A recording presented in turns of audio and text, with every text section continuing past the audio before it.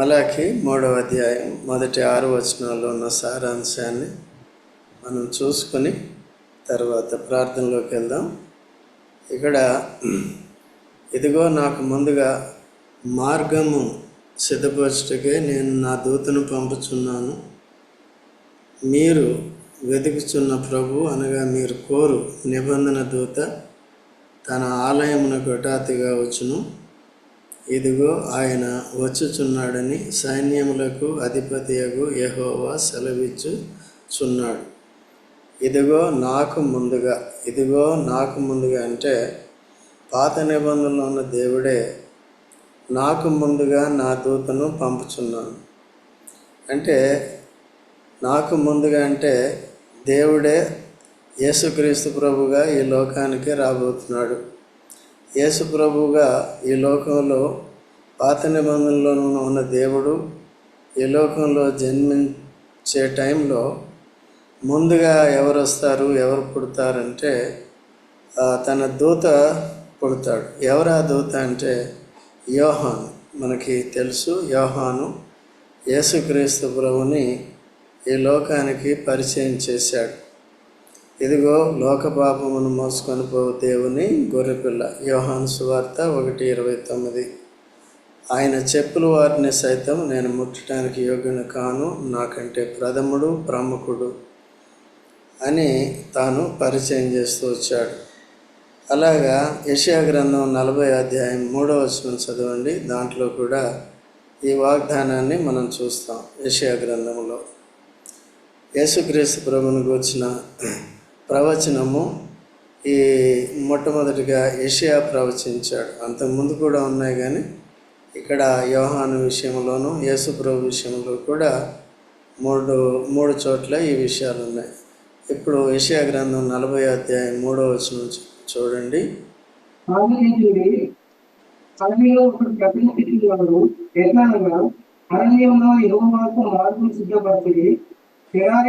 దేవుని రాజమార్గము సరాగం చేయండి. ఇది స్పష్టంగా వినపడట్లేదు. ఇంకెవరైనా చదవనము. ఆలకించుడి, అడవిలో ఒకడు ప్రకటించుచున్నాడు ఎట్లనగా, అరణ్యంలో యెహోవాకు మార్గము సిద్ధపరచుడి, ఎడారిలో మా దేవుని రాజమార్గము సరళము చేయుడి. చూసారా,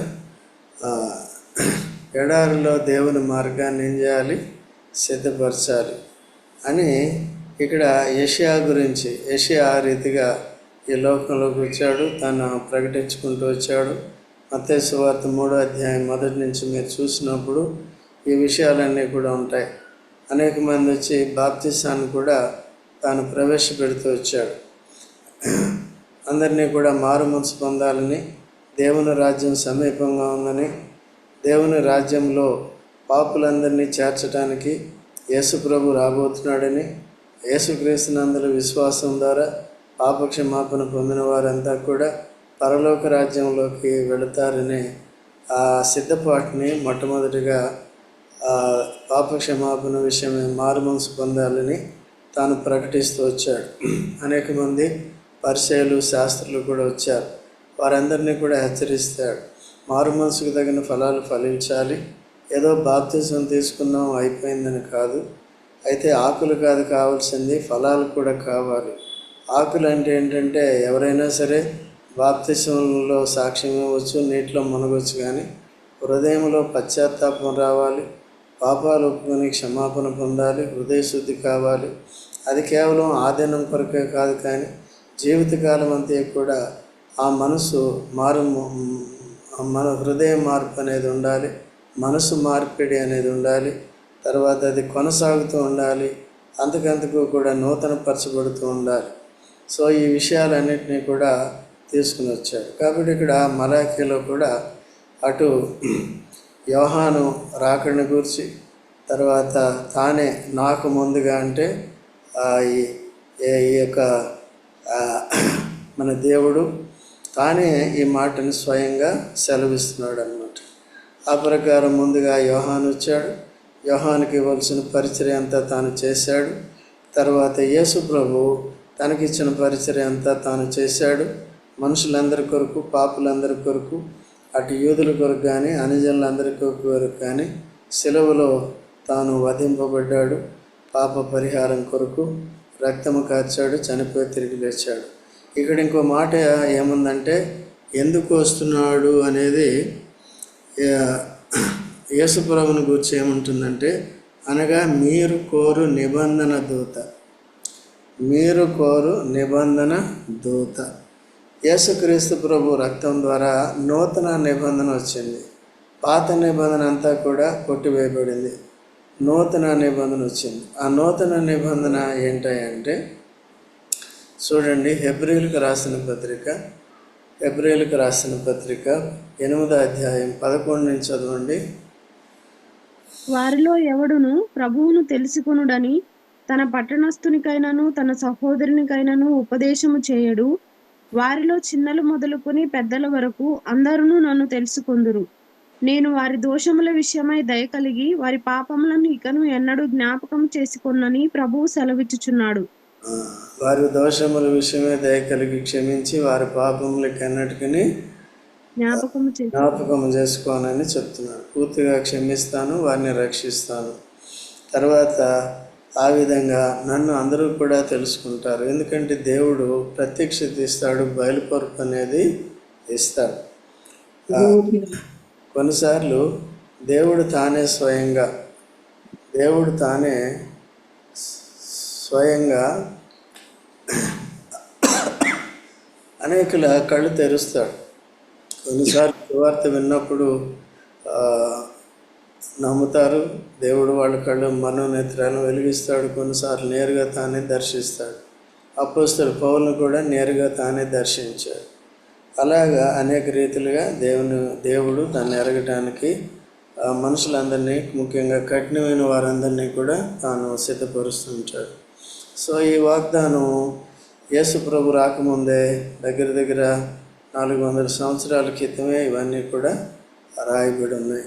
సో ఆ ప్రకారం జరిగింది కాబట్టి మన దేవుని వాక్యం నమ్మదగినదని, ఈ చేయబడిన వాగ్దానాలు, ప్రవచనాలన్నీ కూడా నెరవేరినాయని, యేసు ప్రభు ద్వారా నిబంధన వచ్చిందని, ఈ వచనాలన్నీ కూడా నెరవేరినాయని మనం రూఢిగా నమ్మాలి. యేసు ప్రభు నమ్మాము, లేఖనాలను కూడా నమ్మి ఆ రీతిగా దేవుణ్ణి స్తుతించేవారుగా ఉండాలి. సో ఇటువంటి నిబంధనలోనికి, కొత్త నిబంధనలోనికి మనల్ని తీసుకొచ్చాడు. తర్వాత మన పాపాలను క్షమించాడు, ఎన్నటికీ కూడా జ్ఞాపకం చేసుకొనని వాగ్దానం చేశాడు. ఈ నిబంధన యొక్క సారాంశాన్ని మనం ఎప్పుడూ కూడా గుర్తుపెట్టుకుని పదే మన తప్పులను మనం గుర్తు చేసుకునే అవసరం లేదు. ఒప్పుకొని విడిచిపెట్టిన వాటిని దేవుడు క్షమిస్తాడు. వెంటనే మనకి నెమ్మది, సమాధానం వస్తుంది. అటువంటి వారు ఆ పాపముల విషయమై కుంగిపోవలసిన పని ఏమీ లేదు. సమరయ స్త్రీ ఎన్నో పాపాలు చేసింది, ఎంతో మనతో ఉన్నట్టుగా తానే ఒప్పుకుంది. యేసుప్రభు చెప్పినప్పుడు తను మారుమనసు పొందిన తర్వాత ఇంకా పాత జీవితం విషయంలో సిగ్గు లేదు. అంతకుముందు యేసుప్రభు తను దర్శించే వరకు సిగ్గుపడింది. అనేకులు చెప్తూ ఉంటారు, మధ్యాహ్నం రావడానికి కారణం ఏంటంటే తాను పాపనని గుర్తించి ఆ సమయంలో అలా వస్తుందని. అయితే అది లేఖనాల్లో రాయబడలేదు, కానీ అది మనుషుల యొక్క ఊహను బట్టి ఆ రీతిగా చెప్తున్నారు. ఏమైనప్పటికీ కూడా తాను ప్రభు దగ్గర క్షమాపణ పొందినప్పటికీ, అప్పటి నుండి కూడా మారుమనసు పొందినప్పటి నుండి కూడా, క్రీస్తుని ఎరిగినప్పటి నుండి కూడా, క్షమించినప్పటి నుండి కూడా తనకి ఇంకా సిగ్గు లేదు. సంతోషంగా ఊరు వాళ్ళందరి దగ్గరికి వెళ్ళిపోయి సాక్ష్యాన్ని, నేను మారిపోయాను, ఇప్పుడు నన్ను మార్చేశాడు క్రీస్తు, రండి మిమ్మల్ని కూడా మార్చేస్తాడు. పాత జీవితం గురించి ఇంత పడిన అవసరం లేదు. పాతవి గతించను, సమస్తము నూతనము అయ్యను నా జీవితంలో, మీకు కూడా అవుతాయి అని వారికి సాక్ష్యం ఇచ్చినప్పుడు వారందరూ కూడా నమ్మారు. కాబట్టి ఆ రీతిగా నమ్మిన వారందరూ కూడా మార్పు చెందాలి. ఆ మార్పు జీవితకాలం అంతా కొనసాగుతూనే ఉండాలి. సో ఇది నూతన నిబంధన యొక్క దూత ద్వారా మనకి కలిగింది. తర్వాత 2వ వచనంలో, అయితే ఆయన వచ్చే దినమును ఎవరు సహింపగలరు, ఆయన అగపడుగా ఎవరు ఓరవగలరు, ఆయన కంసాలి అగ్ని వంటివాడు, చాకిలి వాని సబ్బు వంటివాడు, వెండిని శోధించి నిర్మలం చేయవాడైనట్లు కూర్చుని ఉండును. లేవీయులు నీతిని అనుసరించి యెహోవాకు నైవేద్యములు చేయునట్లు వెండి బంగారములు నిర్మలము చేయు రీతిని ఆయన వారిని నిర్మలులను చేయును. ఇక్కడ వీరందరూ కూడా ఆ దినాల్లో పాత నిబంధనలో లేవీయులు ఏ రీతిగా దేవుని సేవ చేస్తూ వచ్చారో, యాజక ధర్మం నానా రీతిలుగా దేవుని మందిరంలో వారు జరిగిస్తూ వచ్చారు. అలాగా ఈ నిబంధనకు లోపంలోనైన వారందరూ కూడా దేవుని సేవించాలి, యాజక ధర్మం జరిగించాలి. అంటే వారు నిర్మలులు కావాలి, పవిత్రులు కావాలి. పాత నిబంధనలో కొంతమంది యాజకులు తప్పిపోతూ వచ్చారు. అయితే ఇప్పుడు యేసుక్రీస్తు ప్రభునందు విశ్వాసం ఉంచడం ద్వారా పాపాలను క్షమించడమే కాకుండా మనల్ని శుద్ధి చేస్తాడు. వెండిని శోధించినట్టుగా శోధించి యేసుక్రీస్తు ప్రభునందున్న వారిని అందరినీ కూడా మస్టును తొలగిస్తాడు. చాకలి బట్టలు ఉతికి మురికిని శుద్ధి చేసినట్టుగా మన జీవితంలోని మురికిని అంతటిని ఉతుకుతాడు, తొలగిస్తాడు. ఆ రీతిగా కంసాల్లాగా కూడా ఉంటాడు. అందుకనే మనకు తెలుసు ఎలా అలా చేస్తాడంటే, ఒకసారి క్షమించి మనల్ని పవిత్రపరిచాడు, రెండోసారి ఏం చేస్తాడంటే చూడండి దయచేసి 1 పేతురు 1:7. 1 పేతురు 1:7 త్వరగా చదవండి. సువర్ణము అగ్ని పరీక్ష వలన శుద్ధపరచబడుచున్నది కదా, దానికంటే అమూల్యమైన మీ విశ్వాసము ఈ శోధనల చేత పరీక్షకు నిలిచినదై యేసుక్రీస్తు ప్రత్యక్షమైనప్పుడు మీకు మెప్పును మహిమయు ఘనతయు కలుగుటకు కారణమగును. అదే సంగతి. కాబట్టి స్వర్ణము అగ్ని పరీక్ష గుండా వెళ్ళి శుద్ధి చేయబడుతుంది కదా, అలాగే శ్రమల గుండా మనల్ని నడిపిస్తాడు. భక్తులైన వారిని ఈ శ్రమలు ఏం చేస్తాయంటే వారిని స్థిరపరిచి బలపరుస్తాయి, వారిని శుద్ధులుగా చేస్తాయి. అప్పుడే మన విశ్వాసం సరైందో కాదో తేలిపోతుంది అన్నమాట. ఆ యోబుని దేవుడు పరీక్షించినప్పుడు అగ్ని కంటే భయంకరమైన శ్రమలు నానా రీతిలుగా ఎదుర్కొన్నప్పుడు అన్నీ వదులుకున్నాడు, కానీ దేవుని వదులుకోలేదు. తన విశ్వాసం అంత గొప్పది. మన సువర్ణ కూడా సాక్ష్యం చెప్తూ వచ్చింది. తాను కూడా రక్షణ పొందినప్పటి నుంచే తాను ఎన్నో ఈ శ్రమల గుండా వెళ్ళింది. అయినప్పటికీ ప్రభును వదులుకోలేదు, సహవాసాన్ని వదులుకోలేదు, వాక్యాన్ని వదులుకోలేదు. వాటన్ని కాబట్టి సంఘంతో కలిసి పోరాడి సమస్యలన్నీ కూడా పరిష్కరించుకున్నారు, జయించారు. అట్లా దేని కొరకు దేవుడు ఇచ్చాడో దాన్ని సరిగ్గా సద్వినియోగం చేసుకోవాలి. ఏదైనప్పటికీ కూడా ప్రభునందంతా యథార్థత అనేది కావాలి. సంఘములో పరిచర్య యథార్థంగా ఉండాలి, ప్రజలందరికీ మేలు కొరకు క్షేమం కొరకు ఉండాలి. రెండవది దేవునికి మహిమ కలిగించేటట్టుగా ఉండాలి. మూడవది పరిచర్య అంతా దైవికమైన విధానంలో జరగాలి, కానీ స్వార్థాల కొరకు సొంతం కొరకు ఇవన్నీ కూడా ఎక్కడ జరగకూడదు. అలాగా అందుకనే మనం సరైన సహవాసం దొరకటం కూడా అదొక ధన్యత, చాలా ధన్యత. లేకపోతే చాలామంది డీవియేట్ అయిపోతారు, శరీరానుసారంగా ఉంటారు, క్రీస్తునందు పసిపిల్లల్లాగా ఉంటారు. ఎదుగు బొదుగు అనేది ఉండదు. శరీరతత్వం ఇంప్రూవ్ అవుతుంది, కానీ ఆత్మీయత ఎదగదన్నమాట. తర్వాత యాజక ధర్మం కూడా చేయలేం. చాలామంది ప్రార్థనలు చేస్తారు, కానీ మొట్టమొదట హృదయం దేవునితో సరిగ్గా ఉందో లేదో చూసుకోవాలి. అది చెక్ చేయకుండా ప్రార్థన చేసాం, గంట చేసాం, 30 గంట చేసాం, అది కాదు ముఖ్యం. మన హృదయం సరిగ్గా ఉందా, దేవుని దగ్గరికి మన ప్రార్థన వెళుతుందా, మనం దైవ చిత్తానుసారంగా ప్రార్థన చేస్తున్నాము, ఇవన్నీ కూడా లెక్కలోకి వస్తాయి. ఇవన్నీ కూడా సంఘము నేర్పించాలి. సంఘము దేన్ని బట్టి, లేఖనాలు ఉన్న దాన్ని బట్టి నేర్పించాలి. ఇప్పుడు ఈ లేఖనాలు మనం ఉన్నది ఉన్నట్టుగా చూసుకున్నప్పుడు, ఇటు అటు వెళ్ళకుండా దాంట్లో ఉన్నది ఏంటో చూసుకున్నప్పుడు, ఇది ప్రవచనం కాబట్టి కొత్త నిబంధనలు ఎలాగ నెరవేరిందో మనం చూసుకున్నప్పుడు మనకు అర్థమవుతుంది.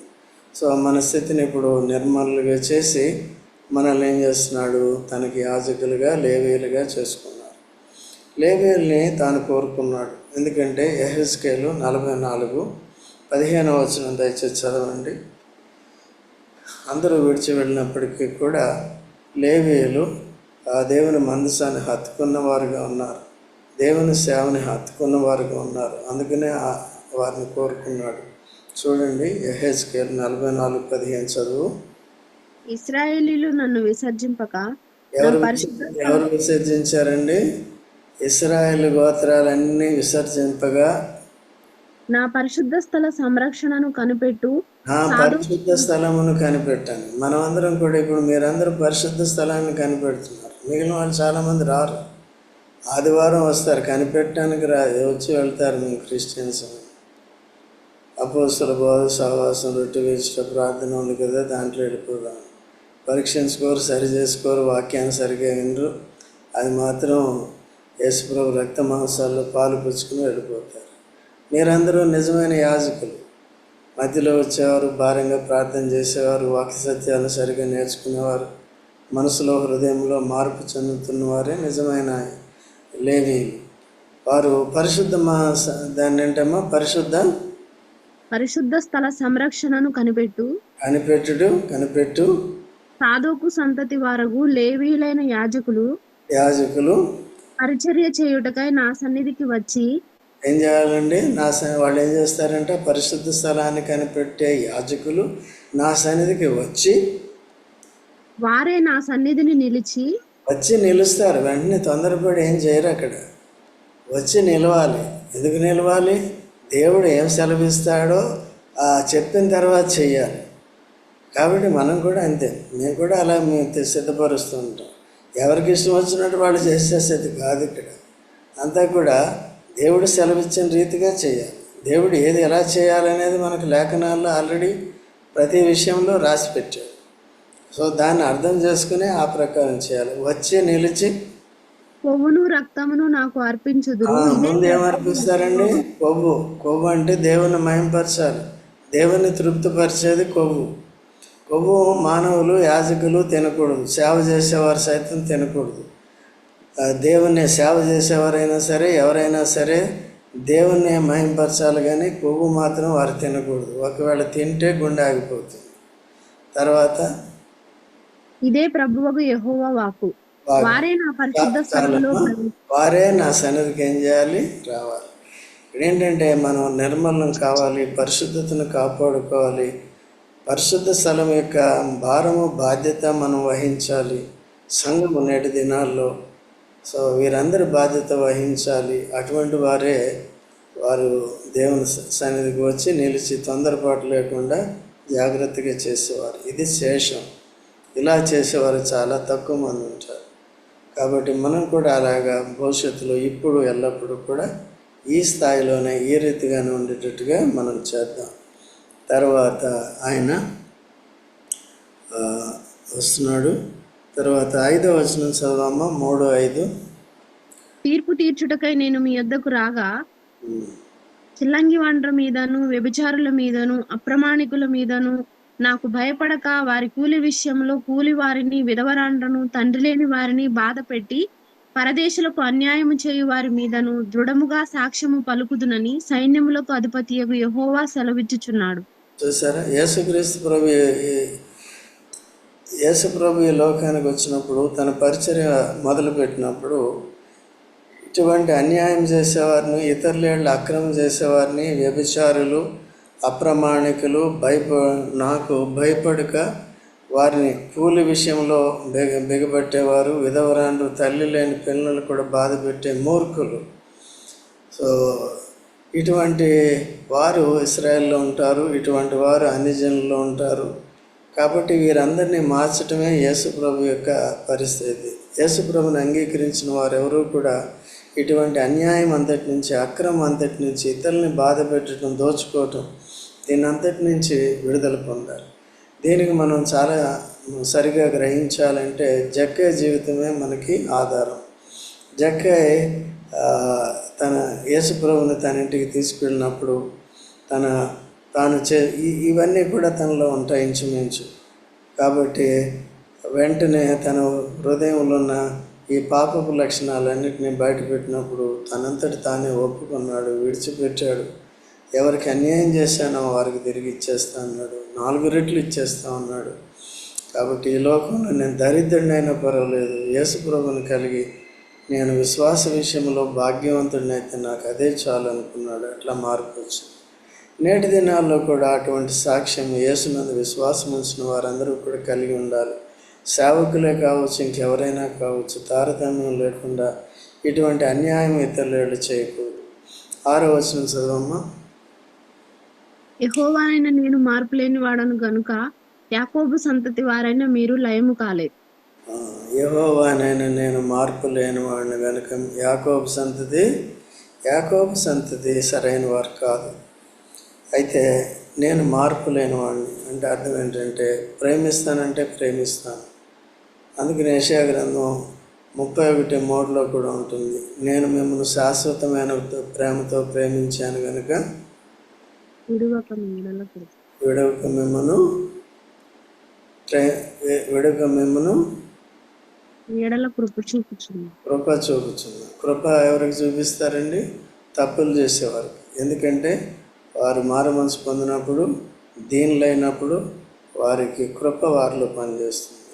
మేము పాపం చేసాము ప్రభు, నీకు ఇవి నచ్చని క్రియలు ఇవన్నీ కూడా మాలో ఉన్నాయి, దయతో మమ్మల్ని క్షమించన్నప్పుడు క్షమిస్తాడు. కృప చేత తిరిగి వాత్సల్యంతో వారిని చేసుకుని తిరిగి దేవుడు కృప ద్వారా వారిని క్షమించినప్పుడు ఆ గతంలో చేసిన ఎన్ని పొరపాట్లైనా, ఎంత ఘోరమైన పాపమైనా ఇంకా క్షమించినప్పుడు ఇంక దేవుడు మర్చిపోతాడు, క్షమాపణ పొందిన వాడు కూడా మర్చిపోతాడు.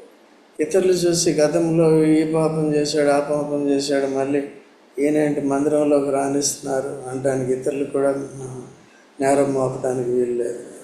దేవుడు రక్షించిన తర్వాత, క్షమించిన తర్వాత నీవు నేను ఎవరో వారి పొరపాట్లు కనుక్కోవటానికి ఆ పనులు చేయకూడదు.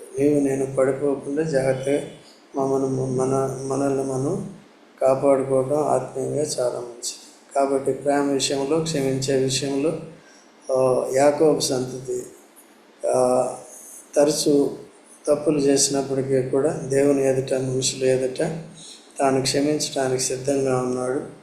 సో అటువంటి క్షమాపణ బుద్ధి ఉంది కాబట్టి ఈవెన్ టుడే మనం కూడా ఈవెన్ క్రైస్తవ లోకంలో సంఘం ఎన్ని పొరపాట్లు చేసినప్పటికీ, సంఘం అంటే ఇది ఒకటే కాదు, సార్వత్రిక సంఘం, దేవుడు ఇంకా కనికరం చూపిస్తున్నాడు, జాలి చూపిస్తున్నాడు, నిర్మూలన చేయట్లేదు వెంటనే.